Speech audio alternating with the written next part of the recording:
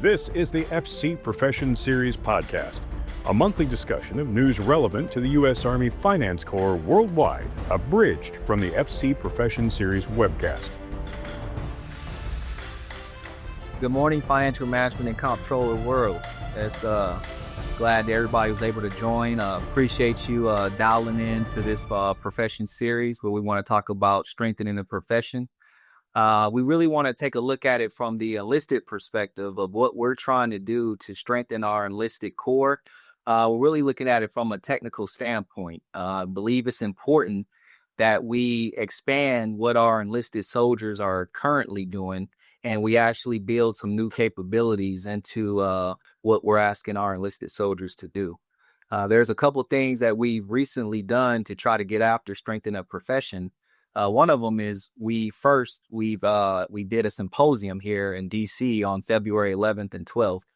That symposium, we really dug into this enlisted guide that we're trying to develop and come out with by the end of third quarter of this fiscal year. So this financial management and comptroller enlisted guide, it really complements the career map. So what we're going to do is we're going to take different positions out of the different units, and we're going to define, what do we think that dispersing manager should do? What do we think that budget analyst should do? What do we think the AFMIC internal control individuals should do? So it's just going to give those individual non-commissioned officers another tool that they can go to and look at to help them identify what they should be doing in the positions they're in. And it also get them prepared for if we put them on assignment to go to a position that they're not familiar with, they'll be able to kind of look in the guide, see what that position entails,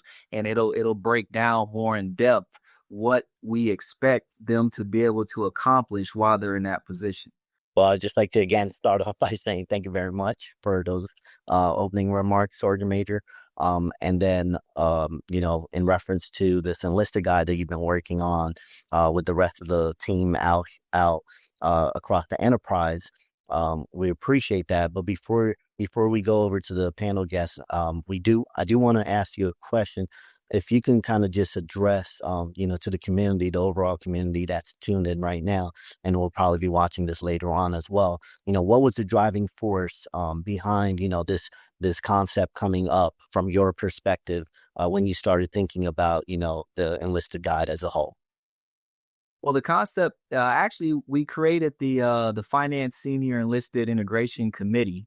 So that's a bunch of the senior finance sergeant majors from Compos 1, 2, and 3. We get together and we start having discussions. And a part of one of our discussions was the utilization of the non-commissioned officer and the enlisted population. And we all kind of felt like, there were areas where we think we could be utilized more efficiently or, more expanded. But there was no foundational documentation out there to really give supervisors any direction on what should this enlisted soldier be doing in a certain position. And I mean, we can't make phone calls to every organization, to every unit to say, hey, so we wanted to put together some kind of documented guide that we can send out to the field, and it's coming from ASA/FMC to say, hey, this is how we feel like you should be utilizing those enlisted. So it really came from the senior enlisted sergeant majors talking and just understanding like, hey, we do feel like our enlisted are not being utilized to their full capability.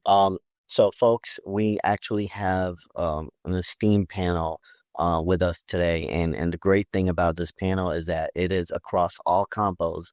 So we have compo 1, 2, and 3. So we're gonna basically dive deep into this into the theme, which is strengthening the profession. The enlisted guide is gonna at least give them those left and right, is gonna give them a foundation to say, hey, this is what you can expect out of let's say a sergeant major, or master sergeant, a sergeant first class, staff sergeant, sergeant, so forth, right? Somebody hit on the panel. Someone talk about that really. Mr. Singh, I'll chime in. Or sergeant major, go ahead. Okay. Yeah. just want to clarify, the enlisted guide is just that. It's guidance that we're asking the field to take a look at and use to utilize their non-commissioned officers. So the guide is there, but it's not set in stone that this non-commissioned officer needs to do all of these particular tasks within this job description that we're putting in the guide. It's basically to take away the limitations. We want to expand, because our non-commissioned officers, they are doing some great things in these different positions. But the problem is they might be stuck doing one particular job or one particular function, and we're not expanding their horizon. So I think the guide will, I'm hoping that it gives comfort to these supervisors out here to say, hey, ASAFMC took a look at these positions, and they actually are suggesting that we can expand the utilization of these non-commissioned officers. And that way that they can get more of an experience in that RM world or the FM world. I think the enlisted guide will also help our enlisted personnel on understanding the opportunities of advancement. Because on the enlisted guide, they'll see the different levels, different positions, and what their those open requirements or responsibilities they develop. So I think it will open up those career pathways, and then they can use that to plan their goals and future positions and stuff like that. So they can switch from different positions and see where their growth is. So I think that enlisted guide helps that. I think the enlisted guide is going to be a big help.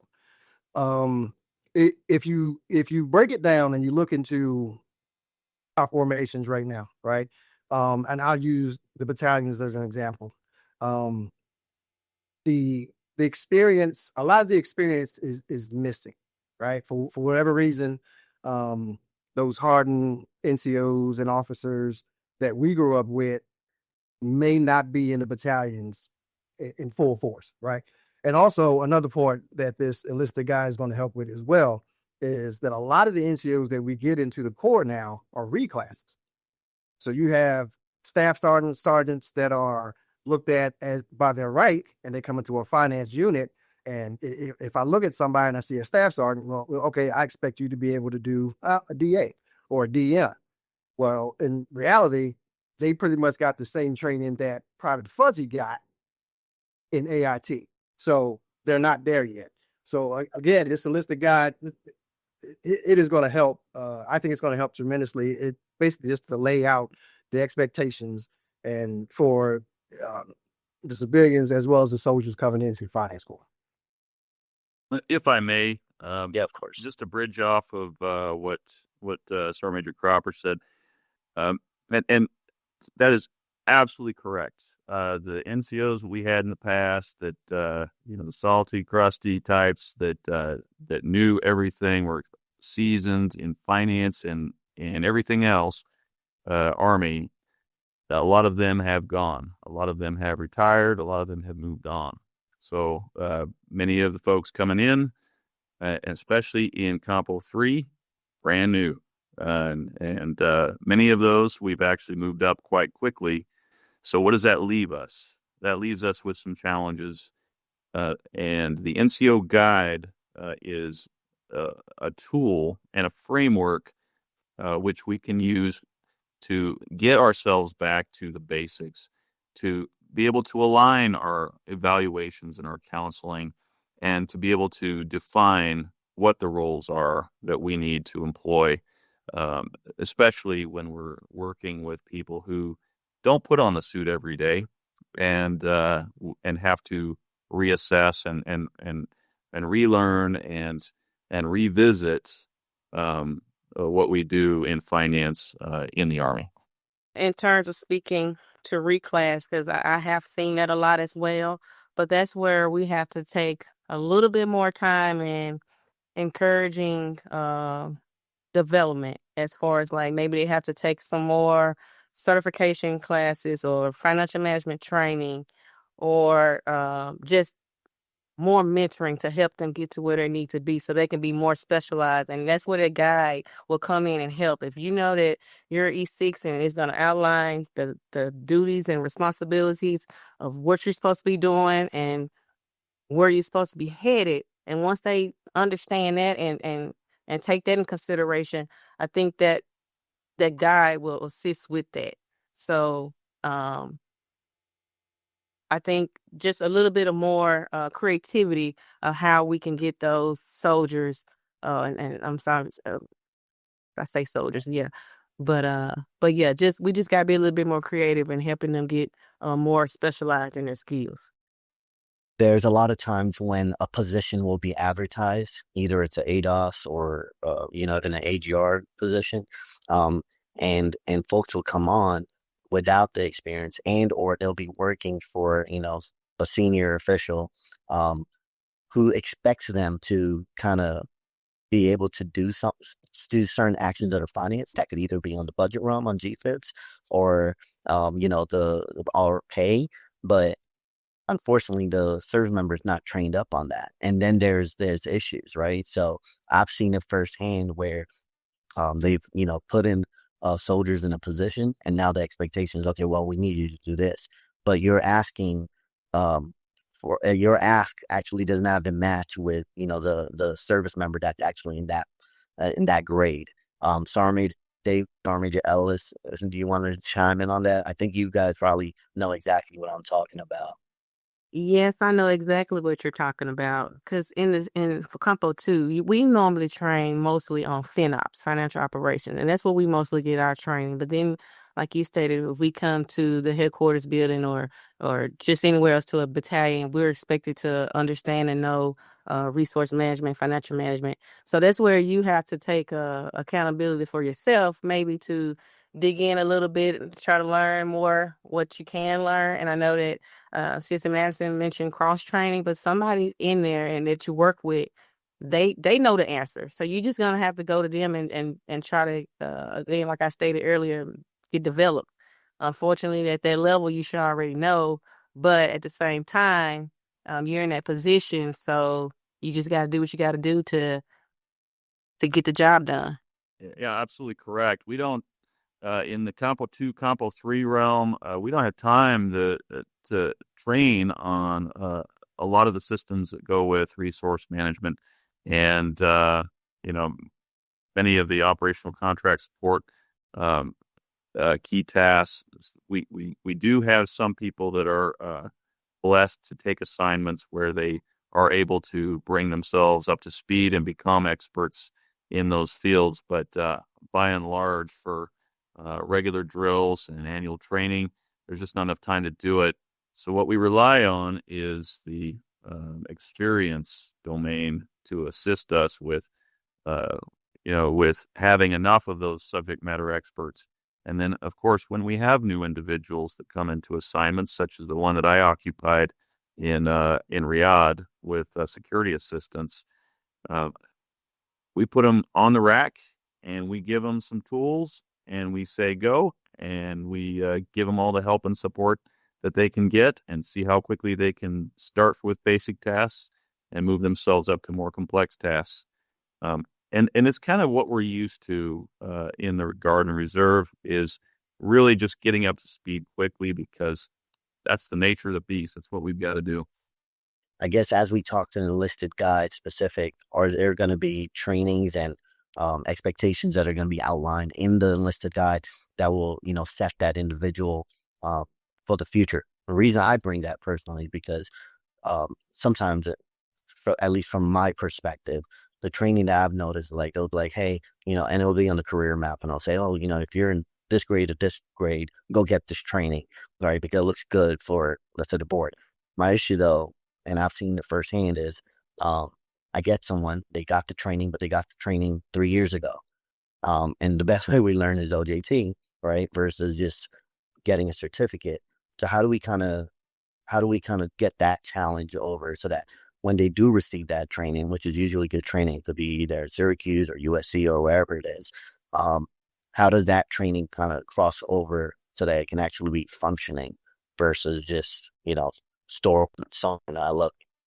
Yeah, Mr. Singh, I would tell you with the enlisted guide, what we've asked the working groups to do is we asked them to break down what system accesses should this individual have in this particular position, what certifications, what training apply to this particular position, because what like you gave a great example. I mean, we encourage our, we'll take a brigade S8, we encourage those individuals to go to like the Army comptroller course.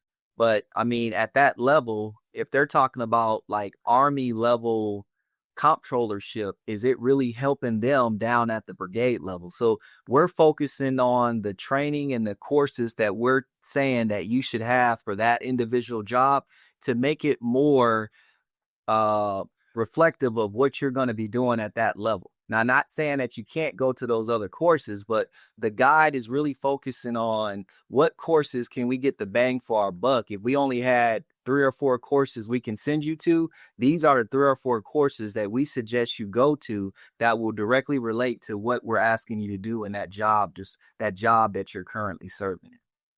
Yeah, so actually working on this enlisted guide helped me because we're on a warfighter exercise in this coming month. So we're bringing him some Compo 2 soldiers. So now I had like a reference of what systems they need to be trained on, accesses, what transactions they need to be trained on. So because they'll be here with a few weeks and they're excited to come and learn how we operate, the on the budget systems. So with this enlisted guy, I think the leaders will help, be familiar with what the requirements are and what the training needs to be provided. So they'll take out something from the warfighter exercise that they will be attending.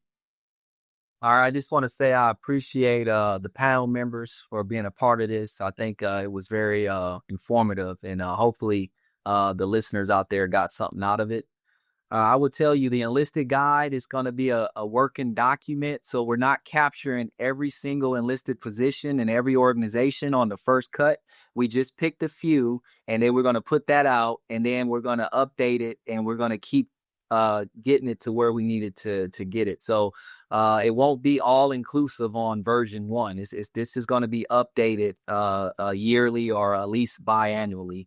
I want to thank the financial management and comptroller professionals out there for what you do every single day.